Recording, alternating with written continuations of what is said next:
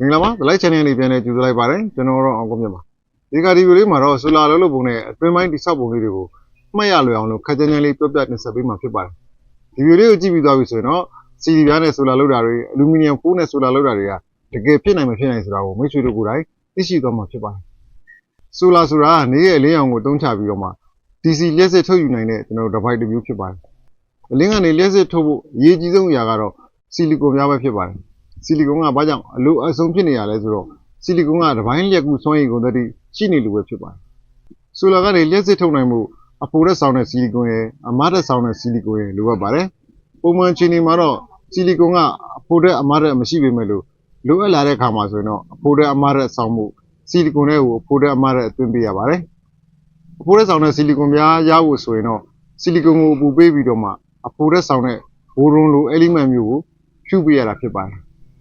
ဒိုပင်းလုပ်တယ်လို့လည်းခေါ်ပါတယ်ဒိုပင်းလုပ်တယ်ဆိုတာကတော့ကျွန်တော်တို့ထိုးသွင်းတဲ့သဘောကိုပြောတာဖြစ်ပါတယ်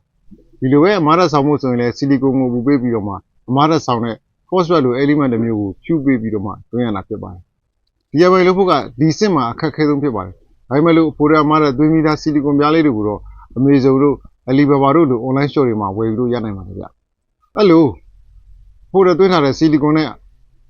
အမားတက်သွင်းထားတဲ့ဆီလီကွန်လေးတွေကိုထပ်လိုက်မယ်ဆိုတော့PN junction တစ်ခုဖြစ်သွားပြီးတော့ဒိုင်အုပ်နဲ့သဘောချင်းတွတ်တူတာဖြစ်ပါတယ်ဆိုလာအတွက်အဖိုမကိုထပ်တဲ့ခါမှာအမကိုအပေါ်ကထပ်မှဖြစ်ပြီးတော့မှအဖိုကအောက်ကထပ်မှဖြစ်ပါတယ်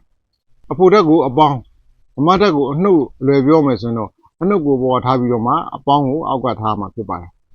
အနှုတ်နဲ့အပေါင်းတက်ထားတဲ့ဆီလီကွန်ပြားပေါ်ကနေရဲ့အလေးအောင်ကျလာမယ်ဆိုရင်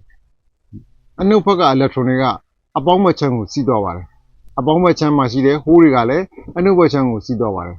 အပေါင်းဘက်ကဟိုးတွေကအနှုတ်ဘက်ချမ်းကိုဖြတ်ပြီးတော့မှကွန်ဒတာလို့ခေါ်တဲ့လျက်ကူးတထုပြားလေးစီကိုရောက်သွားမှာဖြစ်ပါတယ်အနှုတ်ဘက်ကထွက်လာတဲ့အီလက်ထရွန်တွေကလည်းအပေါင်းဘက်ချမ်းကိုဖြတ်ပြီးတော့ကွန်ဒတာလို့ခေါ်တဲ့လျက်ကူးတထုကနေအီလက်ထရွန်တွေထွက်သွားတာဖြစ်ပါတယ်ထွက်လာတဲ့အီလက်ထရွန်တွေကဆိုင်ရာအသုံးပြုမဲ့ circuit battery စတဲ့လုပ်တွေကိုဖြတ်ပြီးတော့မှဟိုးတွေရှိတဲ့အဖြူရောင် grid ပုံစံကွန်ဒတာစီကိုလျက်စီးတစ်ဖက်ပြည့်အောင်ပြန်ပတ်တာဖြစ်ပါတယ်အပေါင်းလက်ဆောင်တဲ့ဟိုးကွန်ဒတာဆိုတာကတော့ကျွန်တော်တို့အပြင်ကနေမြင်နေရတဲ့ကွက်ကြားပုံငွေရောင် grid ကလေးတွေပဲဖြစ်ပါတယ်အနှုတ်ရက်ဆောင်တဲ့ electron conductor ကတော့ဆီလီကွန်နှစ်ပြားအောက်မှာအပြားလိုက်အပြည့်ရှိနေတာဖြစ်ပါတယ်ဒါကိုတော့ကျွန်တော်တို့မမြင်ရပါဘူးဒါကတော့ဆိုလာပြားတွင်းမှာဆီလီကွန်နဲ့ conductor တွေရဲ့အလုံးလုံးပုံပဲဖြစ်ပါတယ်ဗျဆိုလာကိုအလွှာပုံစံအနေနဲ့ပြောရမယ်ဆိုရင်တော့အပေါ်ဆုံးလွှာကမှန်လွှာပါပုံမုံသဲမုံအမှတ်ရေနဲ့ထိခိုက်မှုမရှိအောင်ကာကွယ်ထားတဲ့ covering အလွှာဖြစ်ပါတယ်ဒုတိယအလွှာကတော့ ARC လို့ခေါ်တဲ့ anti reflective coating အလွှာပဲဖြစ်ပါတယ်ဒီလွှာကတော့ဝင်လာတဲ့အလင်းကိုပြန်ထွက်မသွားအောင်လှုပ်ဆောင်တဲ့အလွှာပါဆီလီကွန်ကအလင်းပြန်တတ်ပါတယ်ဒါကြောင့်အလင်းမပြန်ပဲဖိုတွန်လို့ခေါ်တဲ့အလင်းမုံလေးတွေဟာအပြည့်အဝဝင်အောင်ဒါမှမဟုတ်အလင်းပြန်မှုအနည်းဆုံးဖြစ်အောင်ပြုလုပ်ထားတာဖြစ်ပါတယ်တတိယအလွှာကတော့ကျွန်တော်တို့မြင်နေရတဲ့ငွေရောင် grid conductor အလွှာလေးတွေပဲဖြစ်ပါတယ်လျှက်စစ်ကိုကူးစေပြီးတော့မှဝါယာနဲ့ချိတ်ဆက်ပေးဖို့ပဲဖြစ်ပါတယ်သုဒ္ဓအလွှာကတော့အမားရက်ဆောင်တဲ့ဆီလီကွန်အလွှာပါအလင်းရောင်ရမယ်ဆိုရင်အီလက်ထရွန်တွေထုတ်ပေးပါတယ်ပစ္စမအလွှာကတော့အဖိုရက်ဆောင်တဲ့ဆီလီကွန်အလွှာပဲဖြစ်ပါတယ်အလင်းရောင်ဝင်ဟိုးတွေကိုလှုပ်ရှားစေပါတယ်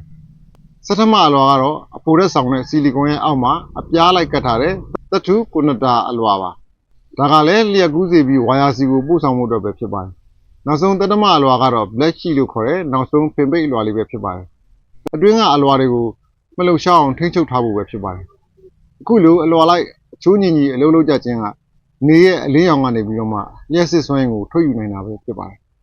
ဒါကတော့ကျွန်တော်သိသလောက်ဆိုလာတိဆောက်ပုံလေးတွေကိုပြောပြတင်ဆက်ပေးတာပဲဖြစ်ပါတယ်လိုအပ်တာများရှိခဲ့မယ်မှားယွင်းတာများရှိခဲ့မယ်ဆိုလည်းအောက်က comment လေးမှာကျွန်တော်တို့တင်ပြပေးတော့ပါဦးခင်ဗျအားလုံးကိုဒီဝေကျေးဇူးတင်ပါတယ်နောက်လာမယ့်ဗီဒီယိုမှာပြန်တွေ့ကြပါမယ်ဗျ